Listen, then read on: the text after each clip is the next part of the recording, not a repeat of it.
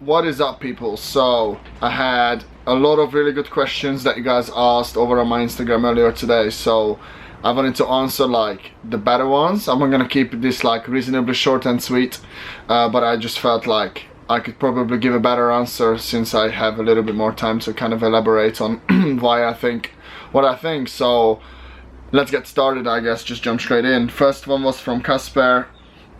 I can't pronounce his surname, sorry. The big one: how has your programming changed over the years and why? So I've been coaching for little over 4 years now, I think, 2021. So yeah, just over 4 years.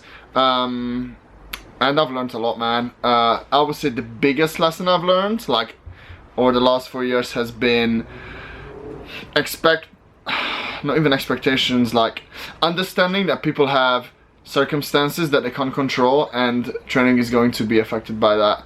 What I mean is that, like, people just have like a busy job or busy lifestyle or have a lot going on outside the gym that they can't control, and sometimes, like for me, I just essentially train, sleep, work and repeat. Like, life doesn't really change for me. It's like super boring, but it's not the same for everyone. And the other thing is, well, it's not a priority for everyone, and you got to understand, even though someone has a coach, it might not be a priority for them to train, and that's fine. Like, sometimes there's just too much going on and they just can't get a session in, or the session is really bad, or they had to cut the session short, whatever it may be. It's fine, and you just kind of have to account for that and move forward. Like, you don't need to get upset, you don't need to get emotionally too invested. They don't do it to mess you up or mess you over, whatever. It just happens to be the case, you know. Like, some people just don't have the resources to do everything perfect, and that's fine. That's probably the biggest thing I had to learn, is to accept that it exists, more so than anything else. Like, life is not as black and white as people think, or as I used to think, I guess is the right answer. Second question was also from Casper: what is the mistakes do high-level athletes commit in competition the most? There's a couple that I can pinpoint that I used to be guilty of as well. First one is cutting too much weight. People think, oh, I can get away with cutting this much weight because they got away with it at a regional comp where they started 2 hours late, so they had more time to rehydrate and stuff like that. Realistically, if you compete internationally, you're only gonna have 2 hours on the money, so you want to be making sure that the weight you're cutting is the weight you can put back on and actually still feel good, and make sure that that cut is not that demanding. Personally, I could cut a lot of weight. What really tires me out is like getting the last kilo off, getting the last kilo and a half off, if I have to be in a sauna or whatever. By the time I get to compete, I am just exhausted from the weight cut. So I really got away from like bigger weight cuts. The most amount of weight I cut now is like 3.5 kilos in a week, which is super easy. I would not cut any more than that. Second biggest mistake I see people do is not training to comp standards, or if they don't train to comp standard, they don't understand the implications that come with not training to comp standards. Meaning, if you, let's say, squat high in training, right? Like, I used to be bad for that, I still am bad for that to some degree, but if you squat high in training and you think, yeah, I did this weight at RPO8 or whatever it may be, and you think, yeah, I'm gonna squat 15 kilos more in the meet, it's probably not going to happen. If you start accounting for other factors such as weight cut, 2 hour weigh-ins, you compete at different times than you're training, different equipment, all that stuff. Those things will make a difference, whether if you want to admit it or not. Eventually you will have to learn your lesson if you don't think it's going to make a difference. Account for those things and make sure you set realistic expectations, because you're going to fall short otherwise. That was the biggest thing I learned, like 2017 or 2017 Euros, worst meet I've ever had, and unfortunately I ate the biggest shit sandwich of my life, and it just had to be done so I could get to where I am today. Now my training is significantly more, I would say, tailored towards competing. So like, I understand that like my gym lift is going to result in this on a platform, and I'm able to kind of run that the whole time. So that's literally what it is. Whatever I do in training, I can tell what I'm going to do in a meet, and it's mostly accurate. I don't know why I'm holding this mask. Anyways, same as bench, like, people don't account for a start command, or they don't understand that their setup is going to result in a longer start command. They need to understand, if you set up a specific way, tell my clients this all the time, you're gonna have a longer start command. If you set up another way, you're probably gonna have a better start command. You need to understand that, because you'll get to meet, and all I hear every single time I go to a national or international competition is, the reffing is really harsh. And I look at the lift and I'm like, no, it wasn't. You're lucky you really got those calls, because I would have had you longer at the top, I would have given you a longer pause. So perhaps look at your technique, read the rule book, and then you can kind of figure it out from there. Like, if you need to make some technical changes to make it easier for you on a platform, then that's what you should be doing. Or account with, like, the fact that you're gonna do that technique is gonna make it harder on the platform, and you should train accordingly. Your favorite accessories for SBD from Anthony Valla. I'm gonna go by like secondary movements, and I'll give you like 3 options for all 3 lifts that I'm a really big fan of doing. For squat, it would be, my number 1 would be a high bar, simply because if you're a squatter like me, I squat like reasonably upright considering, even though I'm in flats as well, mind. It just really forces me to like feel that squat position. Big fan of a high bar squat. It's easier on the elbows, easier on the shoulders, no tendonitis issues, all that stuff, very important.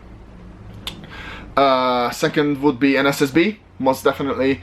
Again, there's a couple of really good SSBs out there. One of them is the custom kit one. I'm not a fan of custom kit personally, but their SSB is really good. It's a really good SSB, very difficult. How the plates are positioned compared to where the bar is like, it's like super in front of you, so it's insanely hard, and you can still load it quite heavy. No bar whip at all, it's just the perfect SSB. And again, it just really reinforces that more squattier, squat knees forward, sitting straight down, hips under the bar kind of position. Big fan. Number 3 would be a probably either a pulse squat or some sort of like a hypertrophy that is still like a squatting movement. Like, you could look at a hack squat, look at a pendulum squat, or if you can tolerate it, just low bar twice a week. That's like what you would consider the most optimal way to train the low bar squat. I can't do it. It causes me a lot of problems that I can't get around, so I completely avoid it. If you can, then great, that's what you should be doing. Pulse squatting is good, given you keep the standard strict and you're actually pausing at the bottom. None of that like, oh, it's just supposed to be paused but ended up not being pulse squat, like you're just wasting your time. Question number 4. Current macros. Let me just go my fitness pal. Current macros. So my goal protein for the day is normally about 220, carb is 344, and fat is about 55. So calories wise, it's about 2,800 calories. So there is that. Unfortunately, it's super low for me at the minute because my life is very sedentary. Like, it is what it is. I don't do a whole lot other than train and sleep and eat and work. So yeah, it shows, because my general calories are down from like a year ago when I used to have like a lot more of an active lifestyle, which is fine. Like, I don't really mind. I'm not a big eater, so not that big of a problem. Would you release a free program like Johnny Candido did? That's from Noe Cassie 9. Sorry man, I completely butchered your name. I will definitely do that at some point. It's more so that having the time to like really put it together. At the minute there's a lot going on that you guys don't know about, and there's a lot I'm going to talk about once kind of life settles a little bit. But definitely going to do something, because I feel like people would benefit a lot from just like seeing how it would look and what I would consider to be like productive programming. So definitely going to do like a 12-week or a 6-week or something, and then you guys can kind of take away what you want to take away from it. That would be cool. Definitely in the pipelines eventually. Do some lifters don't pause their benches or just touch and go and then they pause and comp? From Sam Dunham. Unfortunately, I think people just don't realize how much of a difference it makes. There is definitely a place for like a touch and go bench press. You just have to understand there needs to be a reason. You can't just touch and go bench and be like, yeah, I'm just touch and go benching for the sake of touch and go benching. Like, that makes no sense. There needs to be a purpose behind that. And probably a couple of reasons. Having some sort of RSI issues, whether if it's back, shoulder or elbow, is probably one of the reasons why. Or they just completely disregard the fact that they have to pause in competition, I'm not sure. Or they found that touching or benching has had a really good effect on their pause bench regardless, which is fine. Like, if your bench is going up and you're touching or benching, and you're benching more pulls, then that's what you should be doing. Like, who am I to tell you what to do? Powerlifting in the Olympics, yay or nay, by Chris G177.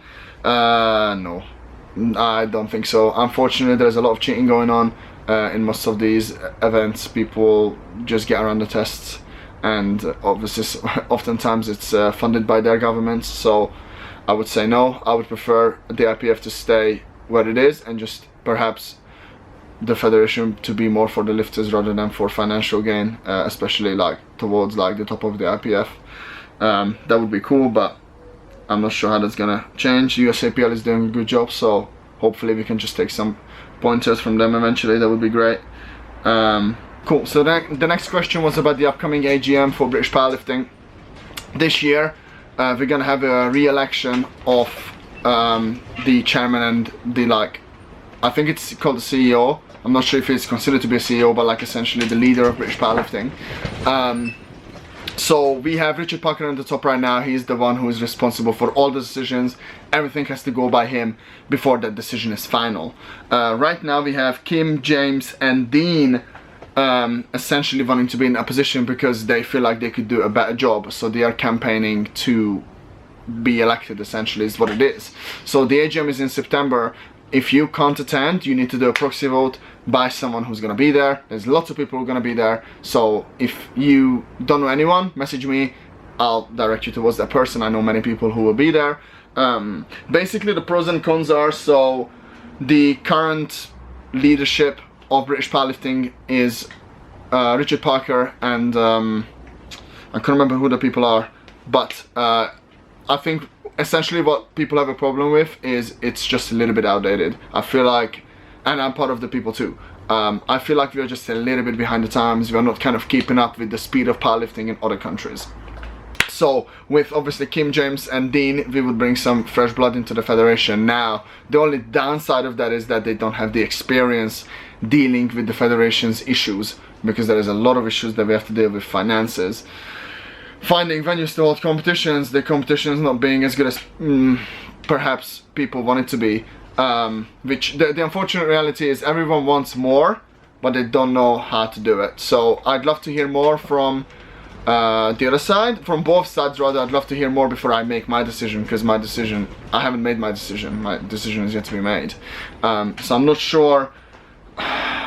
It's really hard because oftentimes people are just biased. They want to go one side over the other, and you should not be doing that. You want to make sure your decision is informed. So I would just wait for information, and then you can make your decision based on that. I shared both of their sides on my story. I wanted to make sure that people get like a very good insight into what you should be looking for when it comes to making a decision. So that's very important. And that's pretty much it. Last question was about recovery. Essentially he's asking what I could do other than sleep. You gotta make, if you want to, let's just talk optimum nutrition, right? That's, you want to do everything perfect. You want to be making sure you get regular treatment if you can financially afford it. You want to be making sure you sleep like 8 uninterrupted hours a day. You want to be making sure you are continuously hydrated. You want to be making sure you get like 5 or 6 nutritious meals in a day. Make sure your life is low stress. That's possibly the biggest thing that I think people struggle with. What else is there? Just making sure your RPs are on point, you don't end up running yourself to the ground early. As well as obviously just making sure that your program is accommodating for your lifestyle if you do not have optimal recovery. In terms of what book I would read, it would have to be either the Muscle and Strength Pyramid by Eric Helms, or I think that it's called Juggernaut Training System. They have a lot of good ideas there too. Big fan of that book, really nice. There's lots of other books you can read. Oftentimes you just kind of have to take it with a pinch of salt, read the book, and then kind of just what seems like a good idea, give it a go, see how it goes. Everything has its place. You just gotta make sure whatever you do is actually making you better. It's not just wasting your time. But I think that's pretty much all the questions I wanted to answer. There was a few more, but they weren't that good. Paul Digabi asked, can I max out on deadlift bar on Friday? No, you cannot. You're gonna snap your back. No, you're not doing that. No way. But that's pretty much it. Yeah, I think that's pretty much all the questions that I wanted to cover. So yeah, if you want to make your decision about the AGM, feel free to message me. I'll give you some information or direct you to people who are like a bit more clued up than I am. But that's pretty much it. If you enjoyed this Q&A, let me know in the comment section below. And please like the video and please subscribe to the channel. I'll see you guys tomorrow. Peace.